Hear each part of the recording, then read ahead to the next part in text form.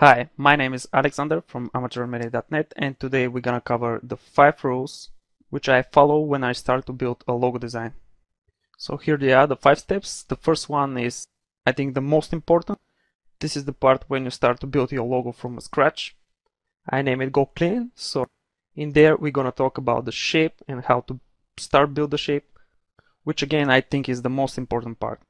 In the second part, we're gonna talk about the colors, which are not so important like the first part, but really can enhance your work. The third thing is that you have to construct your logo and thinking how you're gonna execute it on the print, web, and outdoor, or any other media. The fourth thing is typography, which I think is very common these days in logo design. Maybe over 50% of the logos are typographic based, so I think this is very important. And the final step, which is finishing and preview and how to prepare your logo for a client. So these are the 5 things which I follow when I start to build a logo design. And if you don't have experience building a logo design, those 5 steps will help you a lot.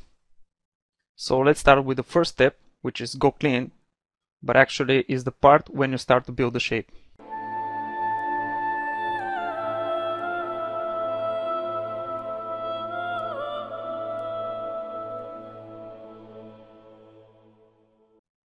My advice when you start to think about the logo, how it will look, think it for it like it's 2D shape. You don't need to start with some 3D forms which will make your logo more complex.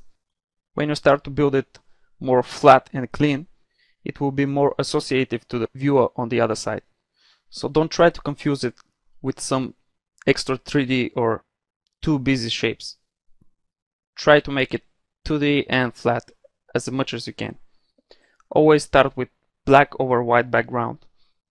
In case when you have a typography, a shape which are building your logo, you can easily see the balance between them on the white background. And also that help you to see the lines much clearer.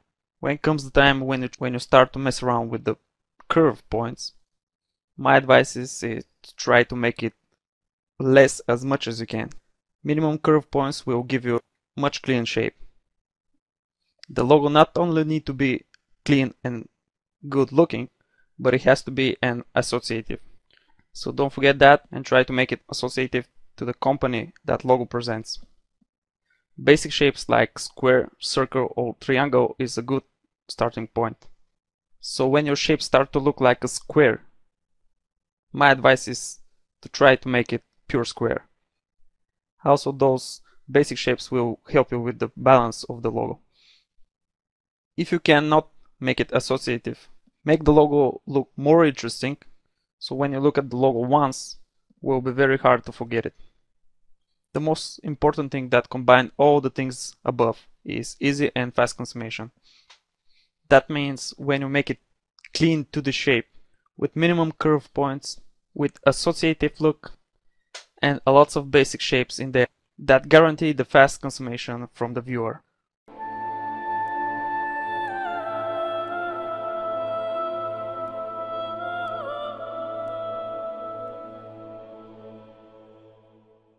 When you start to work with colors, try to use standard-based colors like Smeg or Pantone. That way you won't worry how the other guys from the other side will print your logo. Using the same valuable colors will guarantee that your logo will look always the same all over the world, no matter who printed. My second advice about the colors is to try to do not use the gradients. Try to use a solid colors instead. Again, more gradients, more complex will look, and the chance someone to mess up with the colors is bigger. A good practice is to check out your logo in grayscale to see how the contrasts go. So when you have a lot of colors in your logo and it looks great in color mode, this not guarantee you that we will look great in grayscale. There are gonna be a lot of cases when the logo will be presented in grayscale, so you need to check this out. About the color combinations, I think that the 2 colors is quite alright. But if you can use only 1 color, it will help you a lot when you try to execute the logo in different cases.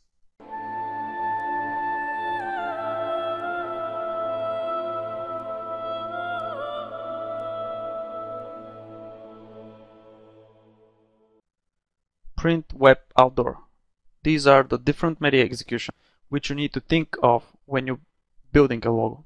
The most common one is a print. You need to be sure that this thing which you create is 100% adaptive to the corporate elements like visit, blank, folders, and etc.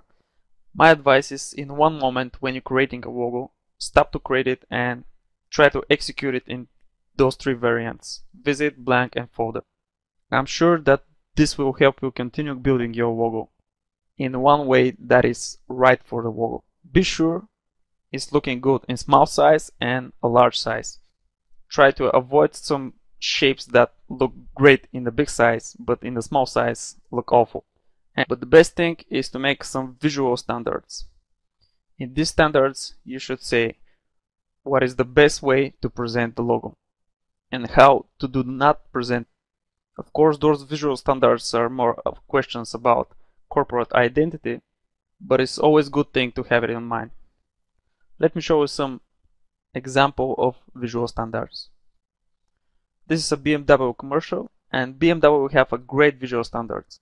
You can easily recognize that this is their commercial because of the visual standards elements. Some of these elements are that they always have a big picture with two squares. In the first square is their logo, in the second their brand and dealer information. They have a few positions where you can place those squares. Here on the right side the space is 0, but a space above here is a half of this square. And no matter in which corner are they positioned, the balance is the same. The other thing is that they have a main title which always starts with joy. And the most important thing is that they have their own type, which is this typography. This is built especially for BMW and they use it in all of the corporate identity materials. Even the size of the font have a standards. Let's check out the other commercial. They look just the same.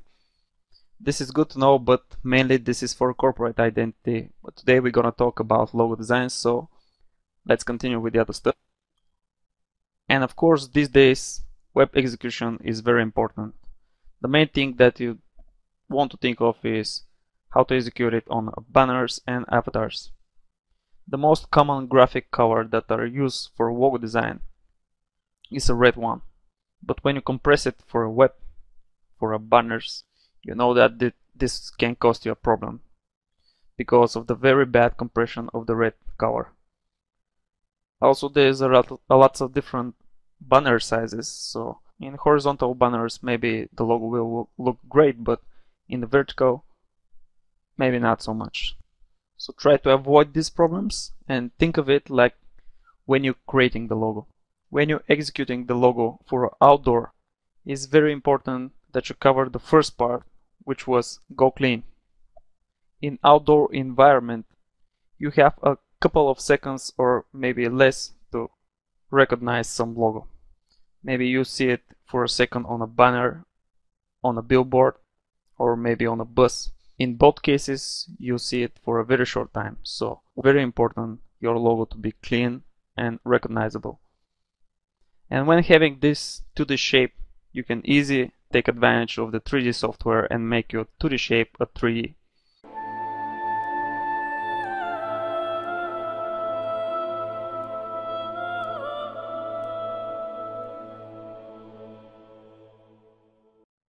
Maybe more than the 50% of the logos are typography based. Even those who are not also include some subtitles or additional text. And my advice when you're choosing a font for your logo is to use a standard font. That way you should prevent a conflict between the type and the shape you built. If you have an interesting shape and interesting font in the same place, maybe you should confuse the viewer which is more important, the shape or the text. And 80% of the cases, sans serif fonts are better than serif. And that is why sans serif fonts are much cleaner than the serif fonts. Serif fonts have additional graphic elements like the serifs, which make the font very busy, and I think for the logo design this is not right. But again, I think not always, but Most of the time, sans serif fonts are better. And if you choose your font, be sure to have a font family. This will really help you when you start digging with the corporate identity and start to use this font in the corporate elements. You will need all the family fonts for a perfect result. And one thing which is very important, always make modification of the type. If your logo is typographic based or have a 50% type inside, be sure to make some extra modification of the type to get some extra character in the text.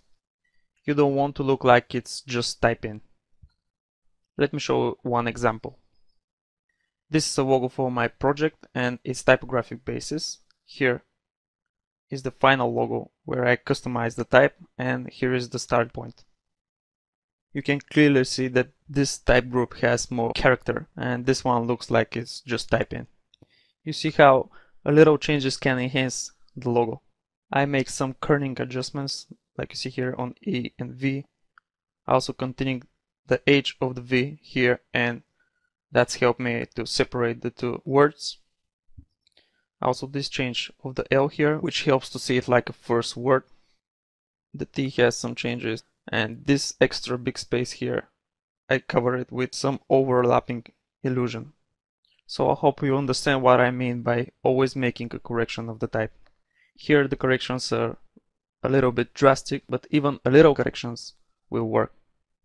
And the last thing about typography based logo that I'd like to say is that you can mix serif and sans serif fonts.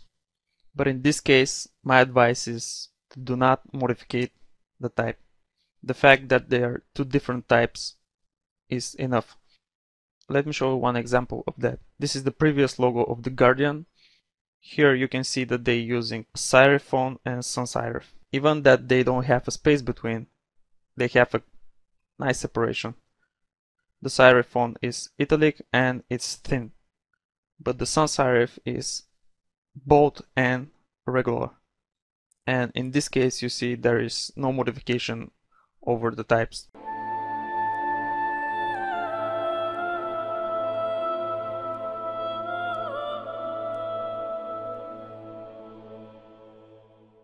And this is the part when you can make your work to shine, and when you start to prepare the shots for the client, be sure to execute the logo over the most popular corporate elements like blanks, visit or folders.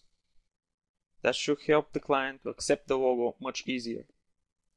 If you're building just a logo design and not corporate identity, no matter that, my advice is to execute it on the corporate elements, because maybe this will be the next step. And if you cover it when you're building a logo, it should be very easy to build up the corporate ID. And when you make a visualization over these blank visit folders, try to make it photorealistic as much as you can. Use Photoshop or use even 3D program if you like. Maybe spend an hour, but I think this is very important, because most of the clients will believe in one idea when they touch it. But in this case, if they can see it like it's in front of them, will work almost the same. So this is very important. Take an hour and make it more interesting and realistic. And another thing that is very important is to be with the client when he sees the first time the final result. Most of the time the client have a different expectation over the final product, and the fact that you are there and you can explain the workflow and idea and why it's looking like that will help you a lot. And one last thing, when you have more than 40% correction, my advice is to start a new logo. With 40% correction, you should change a lot of things, and I'm sure that they won't fit well. So that's it. I think we cover the most important steps when you start to building a logo. If you have some question or I missed something, please write a comment below and I hope I can answer. So this is it for today. I'm Alexander from amateurmedia.net. Bye and hope to see you next time.